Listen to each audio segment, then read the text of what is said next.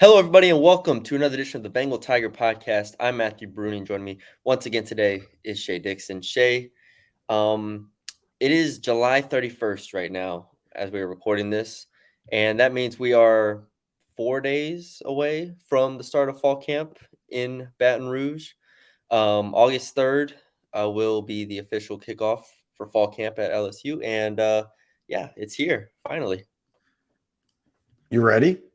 I I think I'm ready. I think I'm ready. It's like the whole summer is just it starts to wear on you, where it's a lot of like previewing stuff and obviously recruiting stuff, which we enjoy. But it's like, all right, let's get to the season. Like this is where we really start to dig into who can play, who can't, and how everything shakes out. So Let's set the stage real quick and then we're going to go through every position, yeah, spend a few minutes on each of them, but try to fit our true feelings into a concise little package. But we'll dive deeper into every position in fall camp, especially as we see guys, we watch practice, we hear Kelly talk. But I will say let's set the stage here. What is the over under win total this year? Is it 9.5? I think it's 9.5, if I'm not Okay, mistaken. last year it was 6.5 to 7. Yeah, I got So it.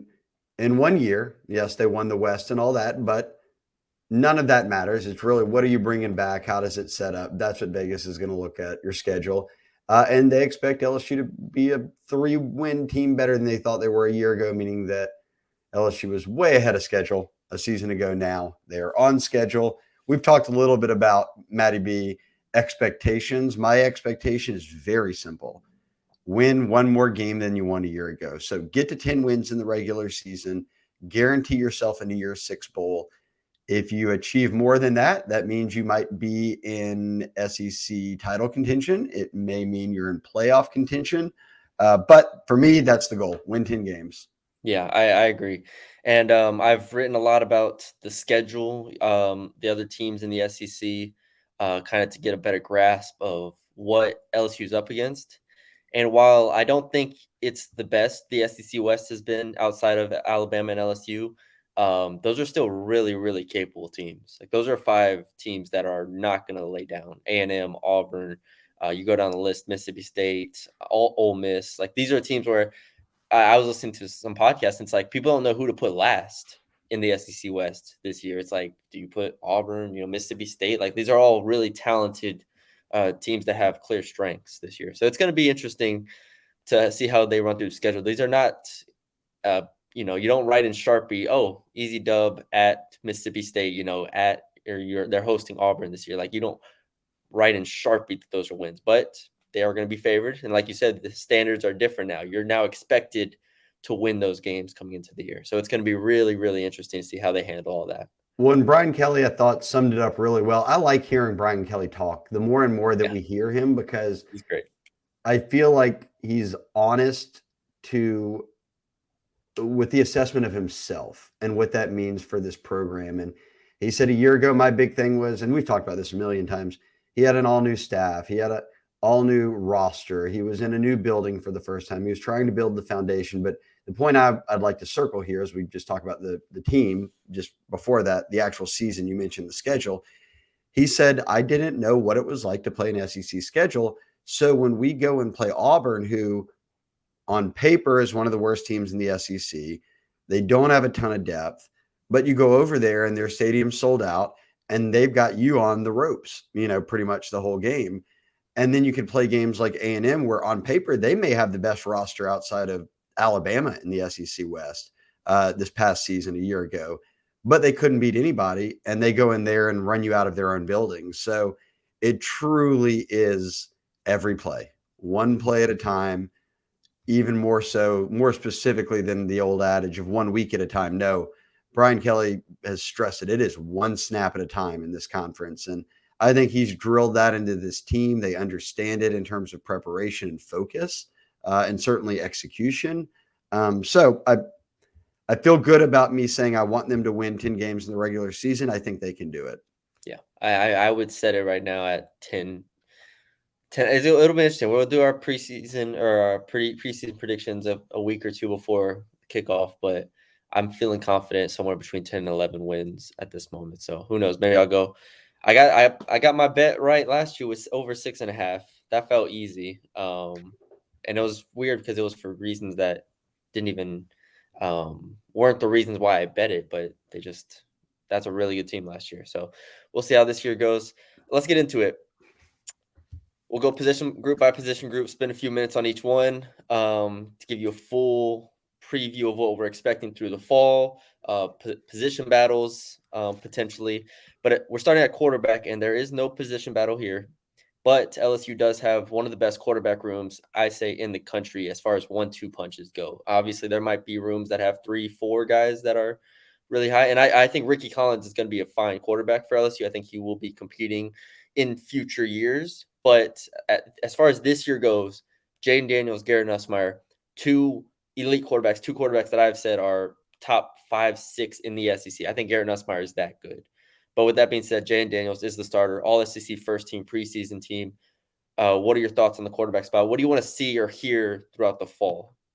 The best way I think that to describe their quarterback room and how good it is they have the two most ready quarterbacks of anybody in the country that then could compete at a very high level. Like other teams had some guys that transferred in. Now they've got multiple guys who have started games, but they're not on the talent level of Jaden and Garrett.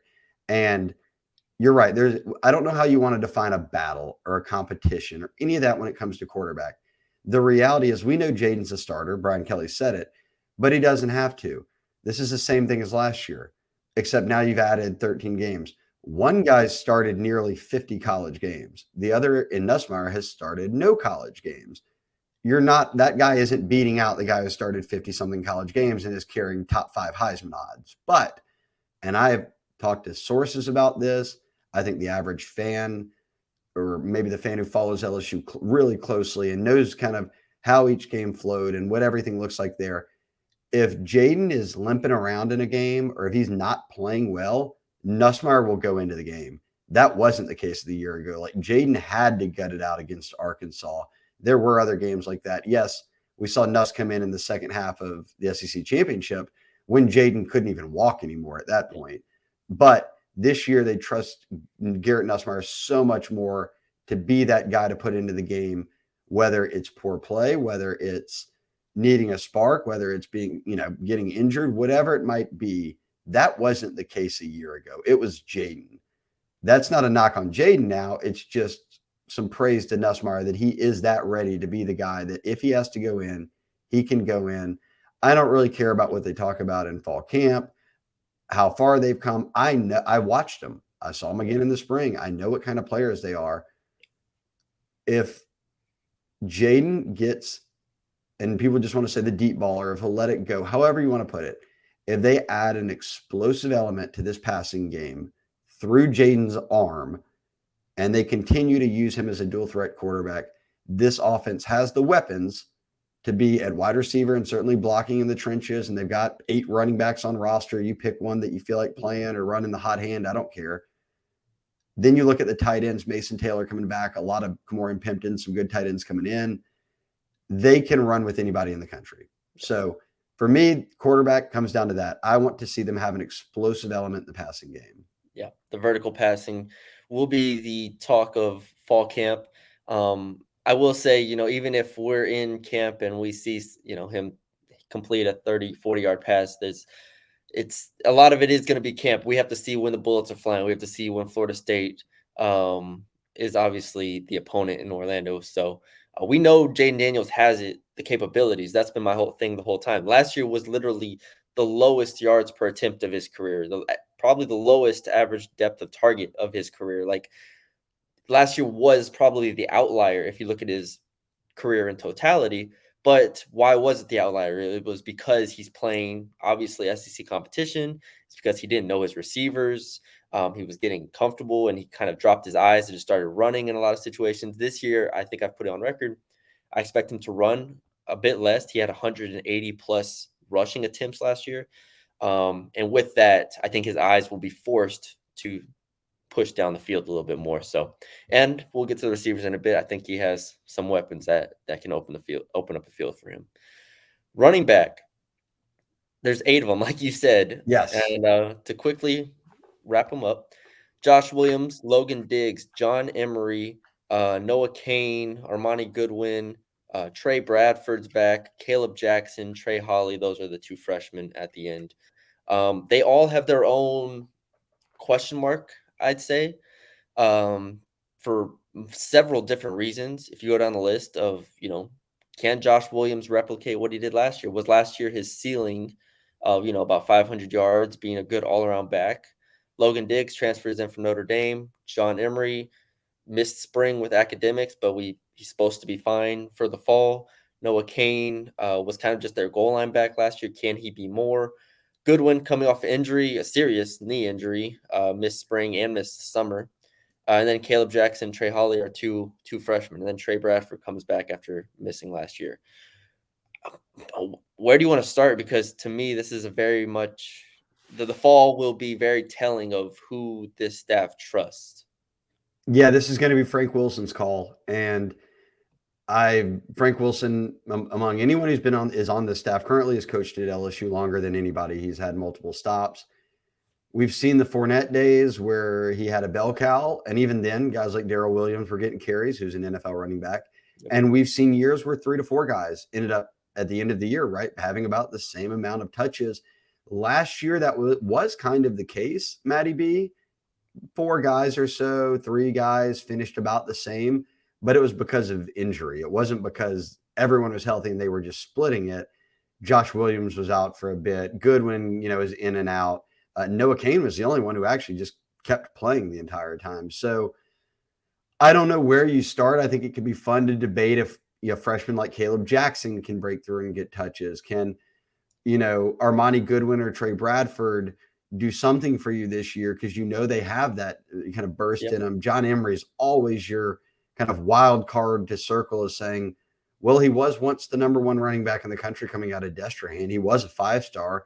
There's a reason for it. He's a very talented player, but does he have it all put together? Most importantly, on the field, is he holding on to the football? And if he's not, Frank Wilson won't put him in the game. That's one of Frank Wilson's biggest rules. There's 8 guys here, and we said we'd spend a few minutes on each position, so I don't want to talk too long. I won't get into all of them. They took Kane. If you have 7 running backs and you still took, not Kane, Logan Diggs out of Notre Dame, if you've got 7 running backs and you still took one, there is a reason. And when Brian Kelly was at Media Days, he talked about Frank Wilson's room, and he said, we really like 3 down backs, guys who we can trust on all 3 downs. And he mentioned Josh Williams and then said Logan Diggs is that kind of guy. I like Kane for a red zone type back. He can roll up your touchdown totals, all that. By season's end, I'd be a little surprised if Josh Williams and Kane didn't have the most, and if Josh Williams and Diggs didn't have the most overall touches, whether that be catching or carrying the football. I agree. That's where I'm at. I'm between those two as the top 2 backs, Josh Williams and Logan Diggs. Josh Williams is so well-rounded. We know what he does from a pass protection standpoint. We know how smart he is, how long he's been at LSU, the leadership aspect, all those things. There's a lot of trust in Josh Williams. Logan Diggs comes in, and he's clearly the upside take for this room. And not to say the other guys in this room don't have upside, because they clearly do. But Logan Diggs last year had 300 more yards than anybody on LSU's roster last year. He was about 800, and Josh Williams finished with about 515, 520, somewhere in that range. So I just think Logan Diggs, and he's younger, just finished his sophomore year, going into his junior year. I think there's just so much on the bone when you look at Logan Diggs. I'm really, really high on him. So, yeah, I'm at those 2. And then it's kind of the same thing as last year. I think John Emery and Noah Kane fill in those spots when you need them, like John Emery did against Auburn, John Emery did against Alabama. That would be great. That would be the ideal situation for this running back room. And then you can sprinkle in the Caleb Jacksons, the Armani Goodwins, and so on. I'll wrap up running back with this. You know what's funny about it? They have 8 guys, and you're a college team, so I'm not sure I can name it. There was another era or whatever. LSU had 8 running backs, and you're not circle. I don't need to circle names here. This is a hypothetical, but I could easily point to 1 or 2 guys and be like, they're not LSU level guys. Like, they're not ever going to play. That's not the case with this room. It's just that either they're true freshmen, or their academics were in question, or they got hurt and they're coming off injuries. Like, every one of these guys absolutely can play at LSU. That's what, to me, makes this a really intriguing room of how it breaks out. Yeah, the funniest thing is Trey Holly, like you said, true freshman. I think he can have a good career at LSU, but like Trey Holly's probably towards the bottom of the depth chart. He's Louisiana's all-time leading high school rusher, and he comes in as a freshman who also played in the spring. Trey Holly did, so maybe he can move up fairly quickly. Receiver, this is the room that I think has some people divided a little bit, even though it's clearly one of the better rooms in the SEC. Malik Neighbors, Brian Thomas, Kyron Lacey are probably the top three, in my opinion. Then you go to three players coming off injury: Chris Hilton, Landon Ibieta, and Aaron Anderson. And then you have four freshmen: Jalen Brown, Kyle Parker, Shelton Sampson, and Kai Preon. Is it as simple to say it's going to be those top three, and then it's going to be Hilton, Ibieta, Anderson, and then we have to see, like, are there question marks to you when it comes to like the depth of this receiver room? Like, can any of the freshmen contribute this year? And I know a lot of people are high on Kyle Parker, but like, how do you kind of work all that out in your head? Well, yeah, people are high on Jalen Brown as the guy who's one of the fastest guys in that room. People are high on Shelton Sampson For sure. as a former five-star coming out of high school. You mentioned Kyle Parker being maybe physically the most ready right away. So you've got Kai Preon in there. So they brought in a lot of freshmen. The question for the freshmen becomes, can you be trusted? Do you know your routes? Do you know your assignment? All these different things, yes. But can they get past that group that's in the middle? So if you say, let's break it into tiers, your first, second, third team, whatever it might be. Your first team is the guys you mentioned. The three Malik Neighbors went over 1,000 yards last year. Brian Thomas is in his money year. And the same for Kyron Lacey, who he had some drops last year and some critical moments, but we saw that in camp. Like he was not sure-handed in camp. That was not the case this spring. And we had already heard that from kind of coaches saying, hey, look, Kyron Lacey's going to have a big spring. Like he has turned a corner. And we saw it. He made an unbelievable catch to start the spring game too and took it for a touchdown. So I'll agree those three. But can those freshmen get past a transfer in Aaron Anderson, who's a really good player, really great player when healthy, electric? A guy who's now in his junior year and for the first time really healthy in Chris Hilton, who's a really good football player. A guy in Landon Ibieta, who's now got a year under his belt, played a little in that bowl game, but certainly has gotten adjusted to the college game, and he's a very good player. Can they get past that group? Because for me, that group's going to get the first chance to get in and have that rotational reps with those other guys. And I think the Anderson addition is really intriguing. He is a very talented slot player. He's got great speed, elusiveness. I never don't like LSU's receiver room. I think Neighbors is a future first-round pick. I think Brian Thomas is a top 50 level pick. And I think Kyron Lacey can up his stock in a big way. So those first three are NFL players after this year, in my opinion. Brian Thomas, I think you worded it well. This is the money year for Brian Thomas and Kyron Lacey. But Brian Thomas, first 2 years of his career, 400 yards, 400 yards. This is the year he's going to have to put up more than he's put up in his entire career. If he doesn't surpass 800 yards receiving, it's a disappointing year in my opinion, because I think there's a very much, like you said, it's tiered. Malik Neighbors is all SEC caliber. Brian Thomas clearly should be a great complement to Malik Neighbors with his size, with his catch radius, with his athleticism. That 1-2 punch should be elite. And it's up to Brian Thomas to make it elite. So Brian Thomas, like you said, money year, going to be interesting. Kyron Lacey has to continue what we saw throughout the spring. I'm very comfortable with those three, but at the same time, those, Thomas and Lacey have to prove it. And then the second group does have that question mark around it. Like, can Chris Hilton stay healthy and be that explosive player? Landon Ibieta had a concussion last year, so that sat him out, and then they kind of just redshirted him. And Aaron Anderson, I can see being that kind of gadget player that they use off jet sweeps, screens, bubble screens, like all that different stuff.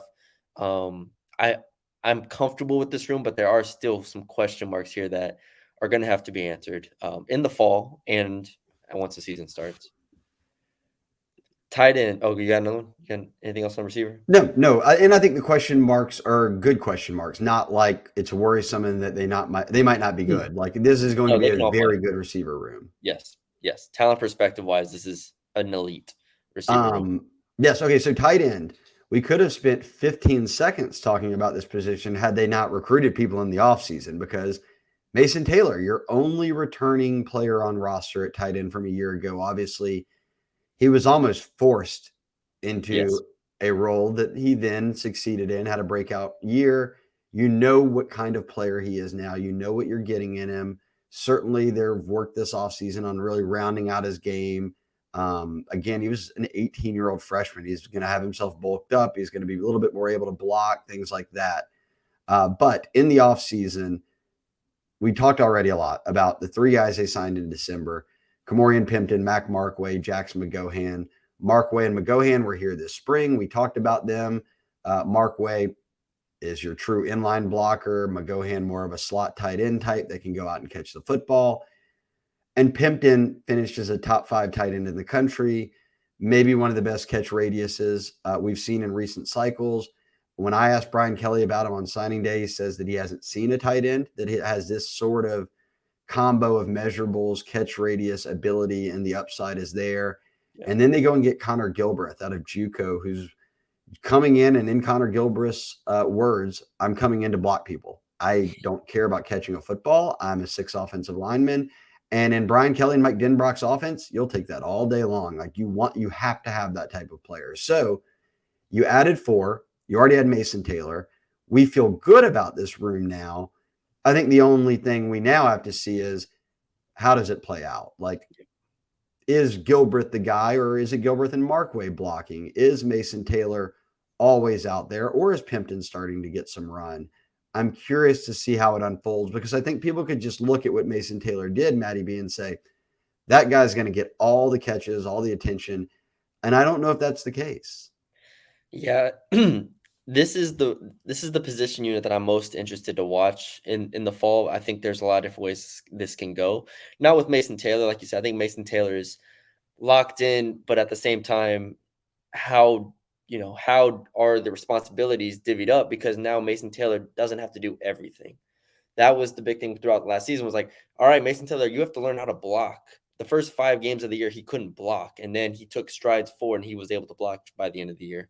Um, and then the 3 freshmen, how did those 3 kind of shake out? Because they all have different strengths. We mentioned Pimpton's catching, McGowan's kind of receiving and yards after catch ability, Markway as a blocker, and then Gilbreth as just an absolute offensive line level blocker at 270, 6'6".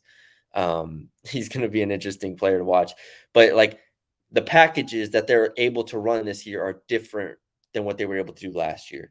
And that's what I want to see in the fall, is how do those tight ends match up against different defenses, different situations, in red zones and short yardage and third and longs. Like, do they put Pimpton in the when they're inside the 10 and throw a fade to him in the fall? Like, there are a lot of different situations that I want to see. And at the same time, I think Mason Taylor, I think his receptions might dip down a bit this year, but I think he actually ends up with 5, 6, 7 touchdowns. I think he's going to be one of those guys that starts to figure out where the openings are in the defense this year, and that's going to be really exciting to watch. So that's the position group in the fall. We'll have to see how that all shakes out. Here's my Kamorian Pimpton true freshman prediction. I don't know what his stats will be. I don't know what his playing time will be, but I will set the over under at 2.5 on catches made or plays made where people are like, whoa, like that guy is going to be an absolute animal when he puts it all together. Just insane length and ability. Big fan. Was great with shot put and discus in the spring. I mean, he was throwing what like D linemen were throwing basically. So Yeah, ridiculous. we're talking about a kid who is about as well rounded as you can get. Over under 2.5 on plays he makes where LSU fans are like, all right, I see it. I get what y'all are talking about. He might hit the over in the Grambling State game. That's Just true. that game, yeah, he might get a lot of run in that one. Offensive line. On paper, I All right, think yeah. there's not a I knew you were going to say this. I just want you to be honest. Is this the best position group on the team? ooh. Is this the best position group on the team? Still gonna probably take quarterback. Okay. But then after that, I think this and defensive line are probably the two vying for that second spot. Well, I'd say in the SEC, you win in the trenches, Yeah. and a really good quarterback helps. Yeah. So if you're saying that those three could potentially be the three strongest suits, I guess that was the point I'm getting to, is that bodes well. That's a reason why people are thinking highly of LSU, is because, yes, the O-line and D-line, which we're about to talk about here back to back, are two really, really good units that are better than they were a year ago. Yeah. I mean, from a returning talent perspective, they didn't have to go to the portal. They added one player from the portal, right? Mason Lunsford, who we'll talk about. But the fact you can return two true freshman tackles in Emory Jones and Will Campbell, who were good last year. And Will Campbell was borderline great. Like, as far as freshmen go, he was great. Like, all freshman, all American, like that level of great. You return those two guys as your bookends, and I think there are different ways this offense line could shake out this fall. But you return those two. You return Miles Frazier, Garrett Dellinger, who was injured last year on and off. Remember, he had the hand thing and so on and so forth. And then you do have a healthy competition, I think, at center. I look at this offensive line and say this is one of the best offensive lines in the SEC, and I think this is where you want to get to be able to beat Alabama, to compete with Georgia, and so on and so forth, and be consistent on a day in, day out basis. Is your offensive line being this good with this much returning talent? I think we find out what I love about Brad Davis, and I'll just say this first about, I've said this a million times on the board and on the podcast before, but people want to debate like who's one of the best head coach O-line evaluators, developers out there. It's Brian Kelly. Notre Dame has so many guys in the NFL that are rich Yeah. because they went and evaled them, they developed them, and they saw they know what it takes, the formula from body to mentality to all that, measurements, to have an elite O-lineman, to create a great NFL O-lineman. They are implementing that now. I'm loving all the guys really that they're taking. When I look at this O-line, but I guess, so what I'm saying about Brad Davis, since I'm going to imagine that when O-line guys are getting moved in and out, that's his call. We're not going to have to wait long to see. He did end up within the first month starting two true freshmen in Jones and Campbell at offensive tackles. And in week one, when Jared Verse was out there whipping up on everyone for Florida State, one offensive tackle lost his job after that game and never played again and transferred out. And we then just saw, even when guys were playing fine, they would be like, you get to play the first three series, but then we're putting someone else in at guard. We're going to see how they look. So I think there's 7, 8 guys here that we can say, hey, look, those guys are going to play this year. And it may not just be injury related. It may be either poor play or we're just going to rotate guys. Yeah. As far as competition goes, I think the center spot is the one that I'm circling to be the most interesting. Charles Turner did not participate in the spring, and Marlon Martinez kind of took, all those snaps. And Marlon Martinez also played against UAB last year and started against Purdue in Charles Turner's spot. I think that's the competition I want to see between those two. And then you can throw in potentially a Mason Lunsford in there. I'm personally really high on DJ Chester. I don't think he quite breaks into that level as a true freshman, but I do like DJ Chester. So the center spot has all of my attention on the offensive line because I think Dellinger is kind of locked in. I think Campbell's locked in. The other question here, and something that I think a lot of people have talked about and something that I've even mentioned, is I like Zaylen Hurts so much. You wonder if he potentially can shake up this offensive line because he's too good to keep off the field. You wonder if he is that Will Campbell level player, and obviously he's ranked and rated higher than Will Campbell was out of high school. He is significantly heavier, I think, than Will Campbell was out of high school. So there is a conditioning aspect that he is going to have to get to, but he is talented enough to be like, hey, we have to start him at right tackle. And then what happens? You move Emory Jones and Frazier at guard. Is that the competition?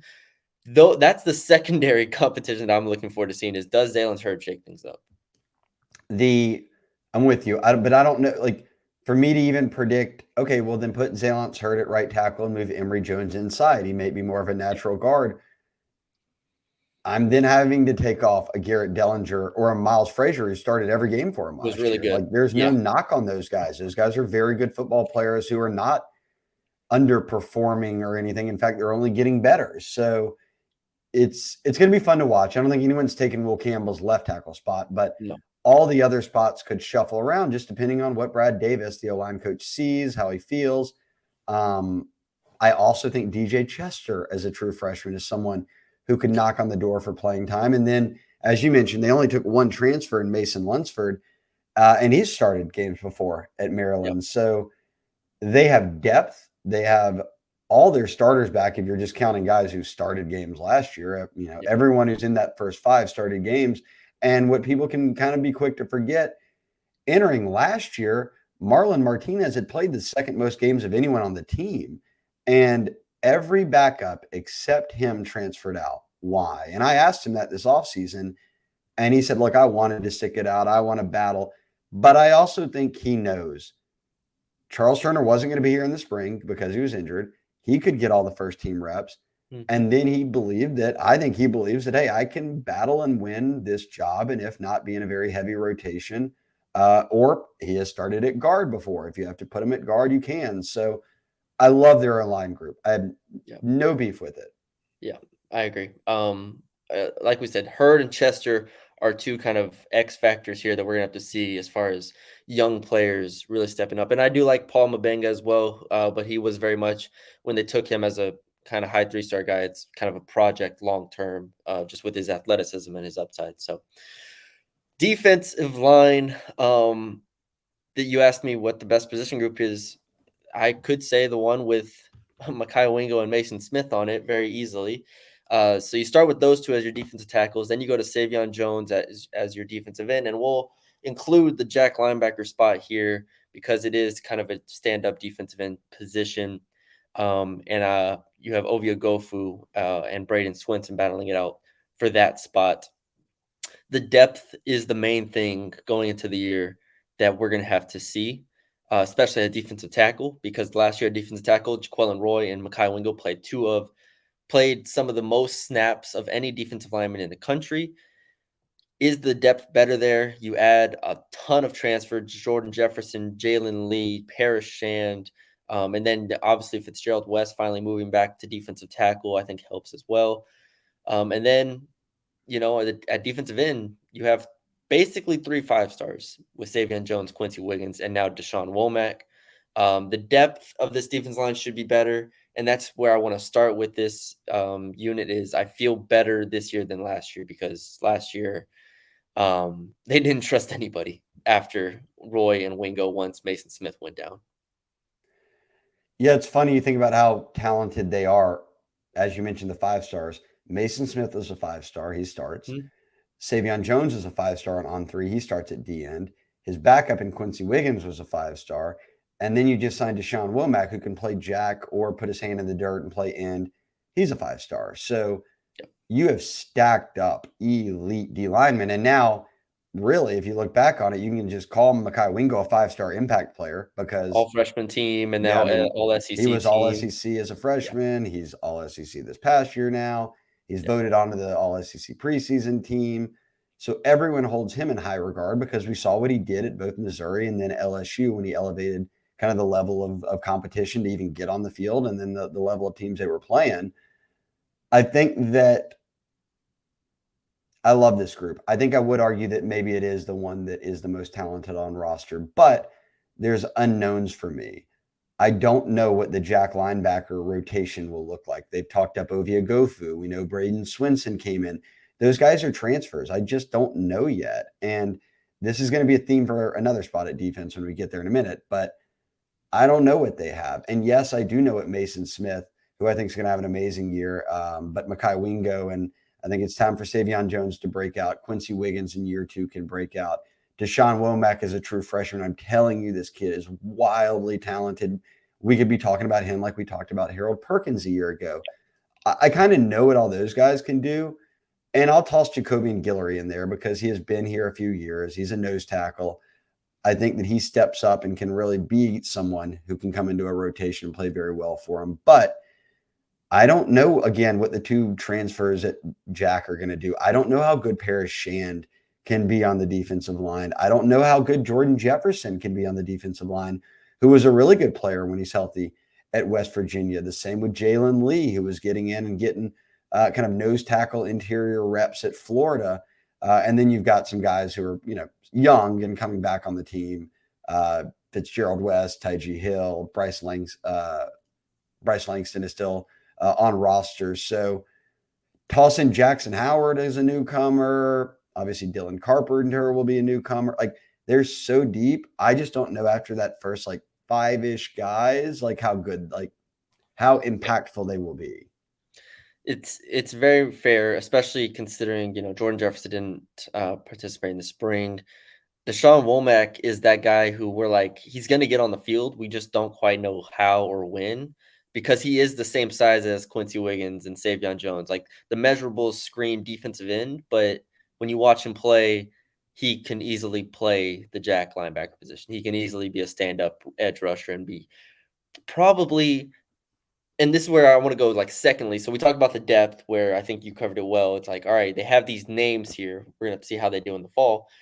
But from a pass rushing perspective, can they be elite? And obviously, it starts with Mason Smith and Mekhi Wingo, and Harold Perkins we will keep for the linebackers. But can Savion Jones be a high-level pass rusher that gets 6 sacks this year? Like, can he break out in that way? And then, as much as I like Ovie Oghoufo and Braden Swinson, like, you can read my write-up on Ovie Oghoufo when he got here. I'm like, this guy's better than what the stats say, and this guy's can be an actual player. He only put up 2 sacks last year. Like, you're gonna have to put up 4 or 5 sacks at that spot. And even though, you have to kind of break into what BJ Ojulari was, even though he had his ups and downs last year as well. So that's the secondary thing is who can be a real pass rusher here, and will Deshaun Womack's hand be forced to get on the field early? Yeah, last year Ojulari finished with 5 sacks. Savion Jones had 4.5, and then obviously Harold Perkins led the way with 8 or 9. Can't remember what he finished with. Yeah. He'll hit double-digit sacks this year. That ain't no question. All right, well, let's move there. Linebacker. Yep. Where do you start? You start with Harold Perkins, right? Yeah, I said Greg Penn. Hey, well then, let's be real like Greg here. Penn. Greg Penn, who people aren't even talking about anymore, Nope. did finish the regular season as the team leader in tacklers last year. Him in Baskerville.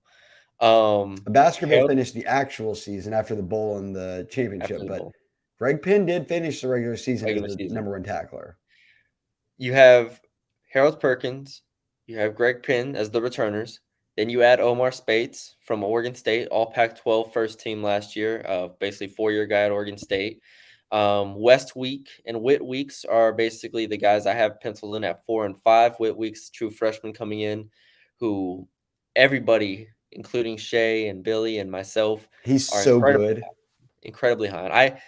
And I don't like patting myself on the back, but I'll pat myself on the back. Before, when I first watched the film, I was like, this guy's like 85 rated, 86 rated. I'm like, this doesn't feel right here. This guy looks a little different. And I just needed that confirmation from you and Billy and Sam and everybody else being like, okay, no, yeah, he's actually that good. I was like, okay, good. My eyes weren't deceiving me here. Yeah, Whit Weeks is going to be special. And then Christian Brathwaite, another linebacker take as a true freshman, who I think also has some upside there. A really good tackler, good in straight lines. So maybe some potential in the back end. But we have to start with who I think the stars is going to be Omar Spates and Harold Perkins. Now, Harold Perkins is interesting because we don't know how they're going to use him exactly. John Jantix took the podium in the spring and said, first and second down, he's with the inside linebackers. Third down, he's with us at jacks and outside linebackers and doing pass rushing stuff. I was like, okay, that's all I needed to hear. And we wanted to see Harold Perkins on the field more and in a more traditional way, but I didn't want him to lose that attacking aspect of it. I didn't want him to not be attacking. And as long as he's attacking on pass rushing downs, I think I feel good about this, but he has to be attacking. And that's where I think you start with this group in the fall is how do they use Harold Perkins? Yeah, and the best way to describe Perkins a year ago, to sum it up, was they just brought him along slowly, and it evolved into sort of a hybrid jack linebacker, really just pass rush or quarterback spy, like the Arkansas game type of role. I think what Matt House has done this offseason is, yes, I need to teach. Harold's next step is becoming a true linebacker. But at the same time, I think what Matt House knows this season entails is every time LSU is up against somebody, that staff is going to put on the film and do their scouting. And their number one priority is going to say, well, we have to have an eye on Harold Perkins at all times. So using Harold in a variety of ways to where it's not just, hey, he does these two things and teams can get ready for that. And even if it takes two people, they can neutralize him in some way. I think that Matt House is a smart enough guy. He's got a multiple kind of looks on defense to where you can toy around with him and teams still not know what to expect at all times, which is a good thing. But Omar Spates, if he comes in and lives up to the billing, he's the veteran. He's played a ton at Oregon State. He's looks great. We saw him moving around this spring. Like, he should be a very solid player for you that you can rely on. And I he's think the also, question, to tack on to Omar Spate's point, I believe he was second in the Pac-12 in passes covered as a linebacker, and then he also showed flashes as far as like a pass rusher goes. Like, he was used in a bunch of different ways at Oregon State. I think he'll be more traditional here, but it is worth noting that he is versatile as well, which is exciting. and we saw Baskerville do a lot more Yes. covering last year than maybe some other guys were.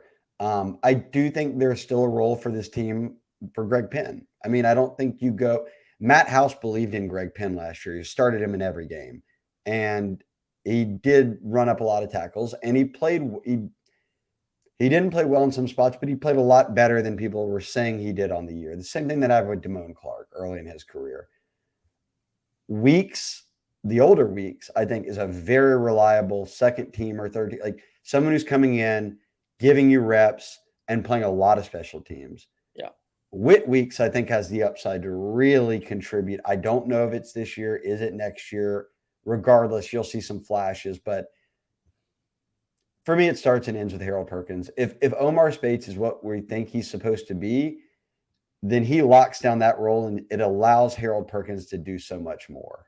Yeah.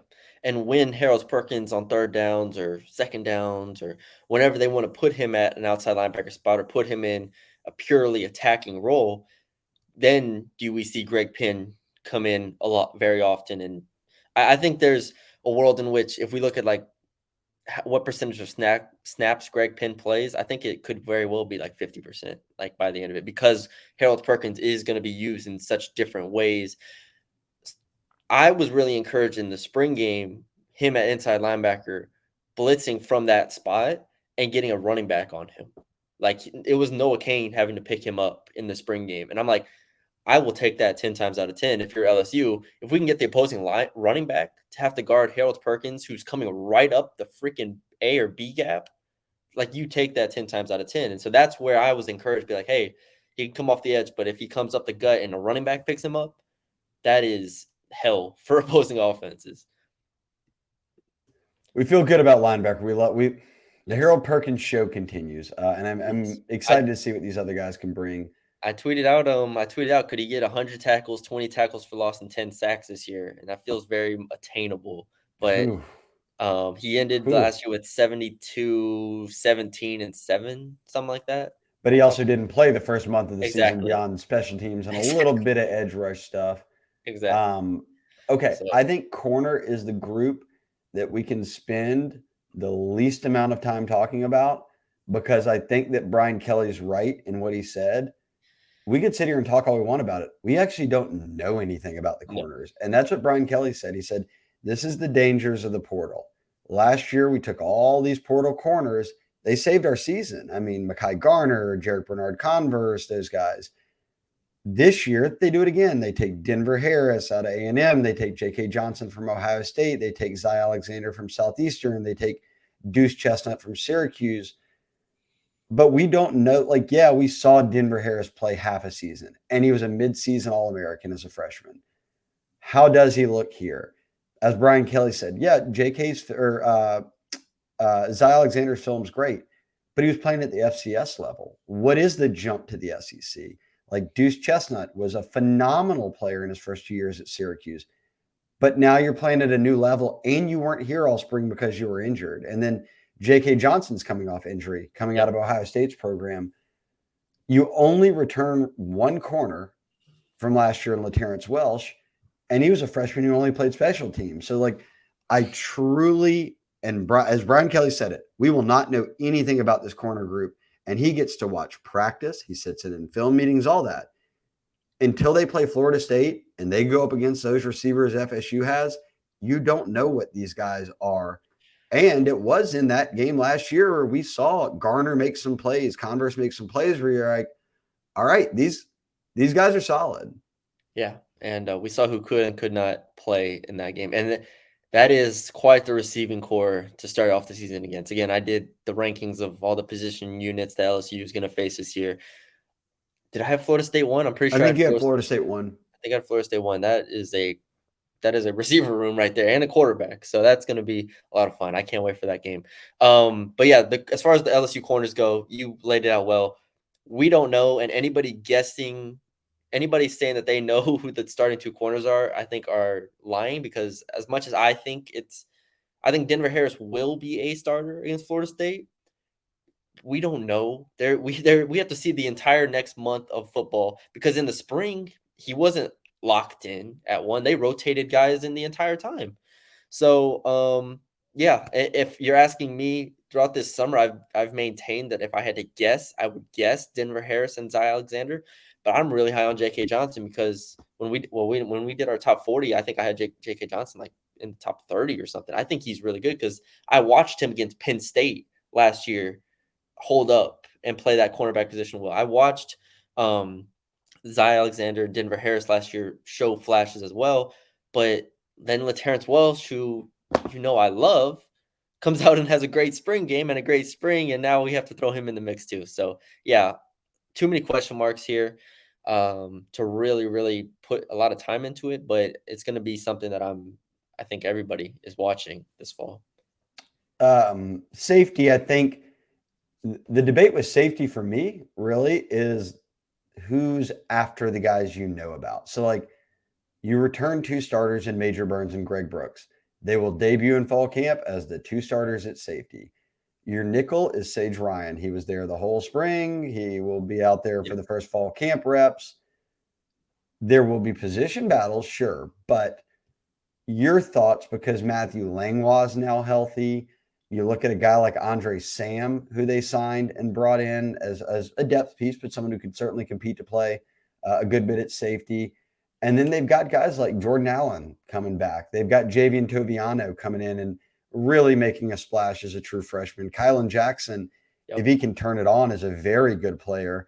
So it's this blend of guys that are like juniors and seniors that have already been the starters. So we figure they're starting again. How good can that next wave be of guys who are either now healthy, or in Jordan Allen's case have played a year, or in the case of the true freshman, have a lot of talent, but you've never seen them yet? Yeah.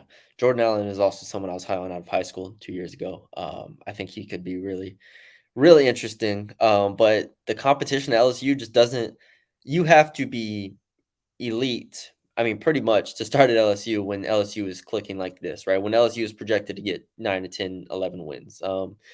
And at the safety spots, Greg Brook, Major Burns, I think they are very good safeties. I don't think they're elite. Like, they're not going to jump off, they're not top three. They're not top 3 round picks to me. Someone can correct me if I'm wrong, but Major Burns and Greg Brooks, I think, are good players that communicate well, that are playmakers.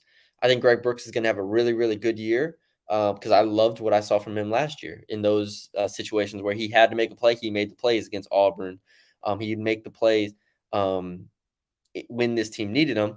Now you're talking about the depth. I think Andre Sam, 6th-year player, played at Marshall last year.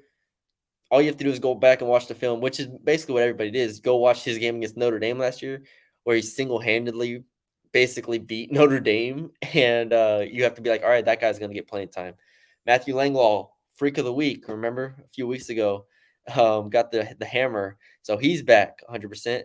Go to nickel. Deuce Chestnut didn't participate in the spring, but right now I'm penciling him in as guy who could be a starter, who could beat out Sage Ryan again. If Sage Ryan doesn't take that step forward, that's what this fall is going to be about, is can Sage Ryan hold down that spot, or will Deuce Chestnut, who has been a 2-year starter at Syracuse and at an all ACC level, will he beat out Sage Ryan for nickel, or how will they use the Deuce Chestnut exactly? So the depth is definitely the most interesting thing about this unit.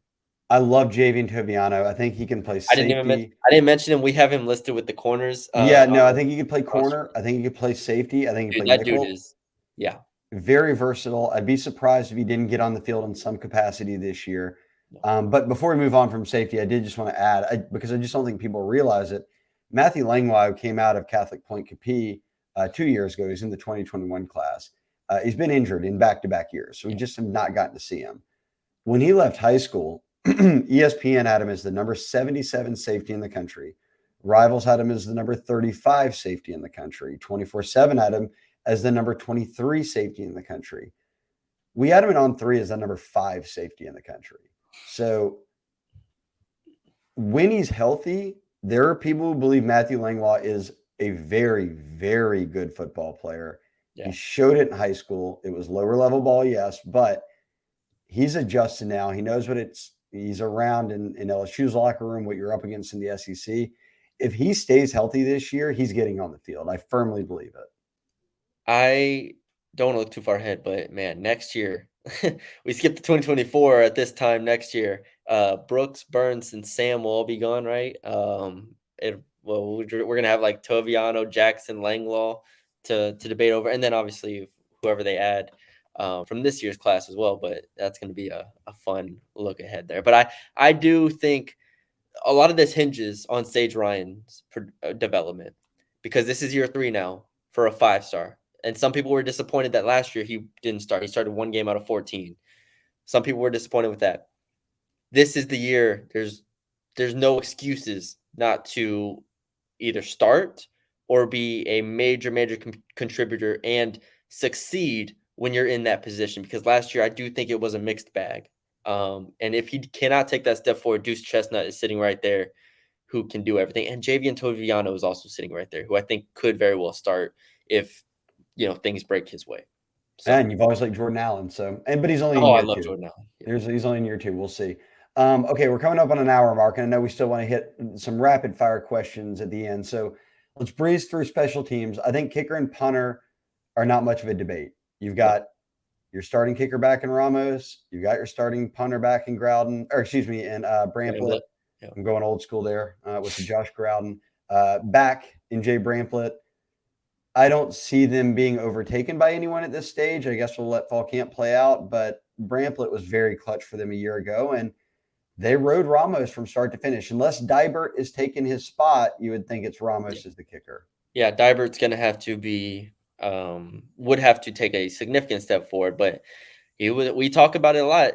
Dybert and Todd were very highly rated specialists, like when they were added to this roster under Ed Orgeron. Like those are two guys who, in theory, can compete, but then, heck, Damian Ramos comes in, wins the job, starter from start to finish. Jay Bramblett is, in my opinion, one of the best punters in the SEC, and I think that's pretty comfortable saying that. I don't think I'm going out on a ledge. So I think they hold down the spot, but at the same time, we know Dybert and Todd have some talent behind them as well. I know too that before we get to the rapid fire questions, people are going to say, "Well, what about returner?" That's fair. The punt returns were very awful last year, and it was turnover ridden. They never really popped anything. It just didn't work. They've had a change at special teams coordinator, John Jancic, and kind of everyone's taking a hands-on approach there. That's not what we'll debate. We'll just say this. Who do you want to see as the punt returner? For me, it's Aaron Anderson.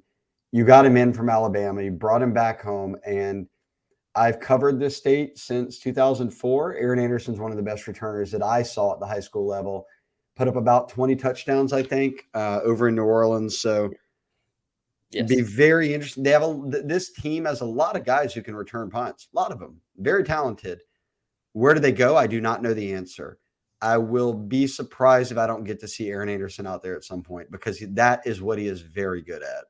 Yeah. Kyle Parker also returned a good amount of punts in the spring and in the spring game, but I don't want him out there against Florida State returning punts. And that's not a knock on him. He's just Aaron Anderson wasn't there in the spring either. So yeah. So we'll see. The return man is interesting. As far as kick returner goes, though, I do think Noah Kane looked like he's still running out there, Yeah. trying to return kicks. So I would like to see Armani Goodwin out there. If they want to put running backs back there, just stay.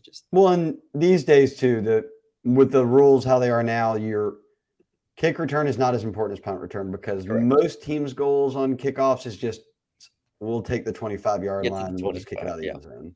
Get to the 25. Yep. All right. There's every single position group to lead you into the fall.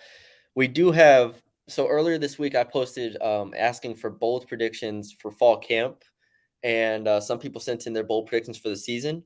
And I told them, I said, I will not forget about you. We will do something for you, even though I didn't include you in the story.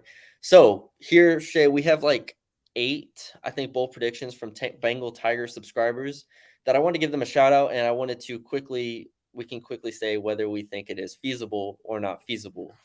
So let's do it. Cairo Tiger, LSU has 2 1,000-yard receivers, Brian Thomas and Malik Neighbors. Do you think that's feasible? No, I think they'll have one. I think it'll be Neighbors, and I think Thomas can get into the 700-800 range.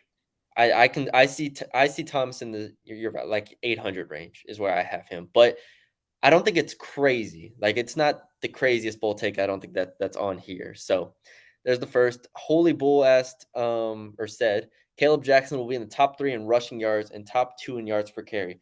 Now, this is, I think, solely based on Caleb Jackson's potential, his speed, his athleticism, which I think he has the highest potential of any player in this room, other than obviously out of high school, that is, other than John Emery, who was obviously the number 1 back. Like, this is a high level athlete, and I think that's why Caleb Jackson can do it. So maybe top 2 in yards per carry because maybe he breaks a long run against Grambling or Georgia State.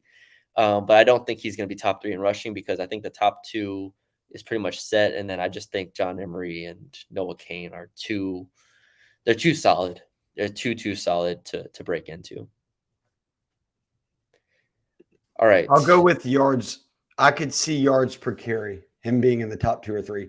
Armani Goodwin finished number 1 in yards per carry a year ago because now you're also factoring in Caleb Jackson's going to have a lot less carries than the other guys, so they're not going to be able to keep an average of, the guys who carried it the most, Williams, Cain, Emery, were 5.47, 5.4, and 5, and Goodwin is at 5.93, but he had half the touches. So I could buy into the Caleb Jackson top 2 or 3 in yards per carry. Not sure about total rushing yards. Fat Tiger says LaTerrence Welsh will lead the team in interceptions. I think that's very bold, and I don't see that happening. Even if he starts, we have to understand that interceptions are. Let's say they get 10 interceptions on the year, which would be a ton. I think safety will produce a good amount of them. Greg Brooks, Major Burns, nickel usually has very high interception numbers on LSU over the past couple years. And yeah, I don't see him putting up 3 or 4 interceptions. That would be a lot. But I like LaTerrence Welsh. Yeah, and I mean you have to put this into real perspective too, though. Okay, if he got 2 interceptions, that would have tied for the most on the team last year. Well, yeah, last year's team didn't force no interception. I mean, Mekhi Garner, who started every game, never had a single interception. Yeah. Yeah. Not including linebackers like Baskerville or Perkins. Jay Ward had a pick. Fuchsia had a pick. Greg Brooks had 2 picks. Those are safeties. And in fact, here you go. And really, Jarrett Bernard-Converse played corner and safety. The only corner who logged a pick last year that wasn't Converse was Quad Wilson on that last play at the Purdue game where he takes it back 100 yards. Yeah, amazing. So they've got to up the turnover total there. Like, you cannot have your starting corners not have a single pick all year. Yeah. Jimmy Guwap says Savion Jones will lead the team in sacks. I think Harold Perkins does. I think it's just going to be Harold Perkins. Like, if I had to pick second in the team in sacks, I would take Savion Jones. But I think Harold Perkins ends with 10. I believe so. Last year, Perkins 8.5, Ojulari 5 from the jack linebacker position, Savion 4.5, and he wasn't even a full-time starter. So Savion in the top 2 is a great guess, great bet. Tough for me to say anyone's going to pass Perkins. Yeah. Mike the Tiger 10. Mason Taylor is second leading receiver with over 800 yards. Absolutely not. Woo! Brock Bowers, man. Hey, that's the Brock Bowers numbers. I don't even know. Yeah. 800 yards would be unbelievable. Unbelievable season. I'm looking up what Brock Bowers ended last year with real quick because I think it was 942 on 63 receptions. And Mason Um, Taylor had 38 for 414. So you would need to nearly double your catch production, target and share, and actual yeah, output. And last year he was the only tight end they had. yeah, They have more tight ends this year. yeah. That's my point. Is they don't need him to do that. They don't need him to get 800 yards. There's no reason to do that. They have the receivers. They have the tight ends.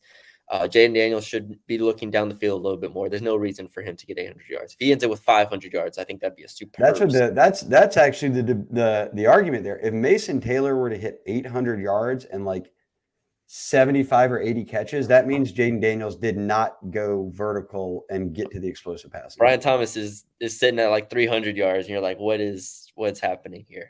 I don't know. All right, LC8. Pimpton has more touchdowns than Taylor. Think about it. Think about it. I think they're both. Man, that's a good one. Pimpton, I could see with like 4 or 5 I'll because I go think Taylor. I'll go Taylor. I think Taylor Taylor is had 3 just last year. I think he can get to 4 or 5.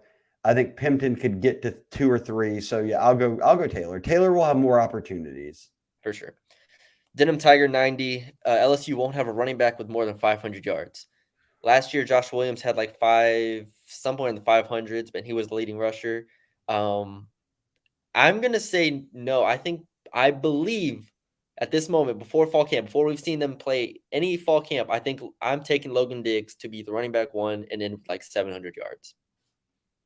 So there you go. They'll have somebody go over 500. It'll be Josh Williams or Logan Diggs, but someone will go over 500. Yeah, that's a good. It's a very good bold question. prediction. That's a tough one because of it's not that they don't have anyone talented enough to go over 500. It's just they have so many of them. If they're really splitting reps, it's tough to get to 500 yards. Yeah. And if Jaden Daniels runs as much as he did last year, then it will be very difficult. But I think Well, he ran for almost 900. You're right. yeah, So that's a little it's a little different. And last, Tiger Beast 11, Aaron Anderson and Landon Ibieta will each have over 500 yards receiving. receiving? Yes. No, absolutely not. I think Anderson may be like in a perfect world where Aaron Anderson gets 45 to 50 catches. I could see him getting 500 yards for sure. That would be an amazing year from Aaron Anderson. Landon Ibieta, if he ends the year with 250 yards, I'm very, very happy. Yeah, I mean, Kyron Lacey had 268 yards last year. If Landon Ibieta can get to that, I'd be like, that's not a he's in his second year, and they Not have a knock a off. lot of older guys ahead of him. Like, no, We absolutely not. we yeah, this is the part of the year where people I don't want to say people don't grasp things, but like you could just throw out yard numbers and just be like, yeah, that 500 yards, that's attainable. That is incredibly difficult to do. Like that is like Jack Bech fell off the map last year and ended with like 18 catches for like 200 yards or something like Yeah, that. I think Like he had 200. Yeah, this Kyron is Lacey and Brian Thomas played a good bit of football last year, and they had 300 to 400 yards, yeah, yeah. So just or keep all that in mind. 260 to 360 is what their range was. Yeah, pretty crazy. So, anyways, thank you all for y'all's bold predictions. I said I would shout y'all out, so there we are. And there it is for the fall camp preview podcast. We hope y'all enjoyed it. Fall camp starts August 3rd. We have not yet received, media information yet, how all that goes, but surely Brian Kelly will be talking on August 3rd. So then we'll start rolling out, podcasts on fall camp. Where we hear from the players, from the coaches, and all that good stuff. Yep. And look, obviously hit the subscribe, give us a like here on YouTube or wherever you're listening, Spotify, Apple.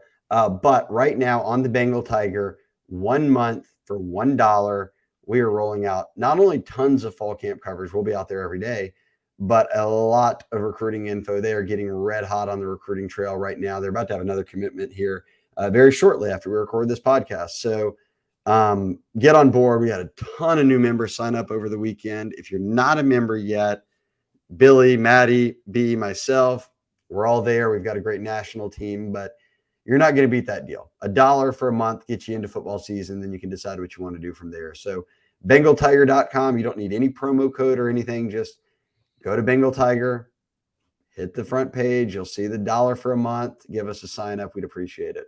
Yep.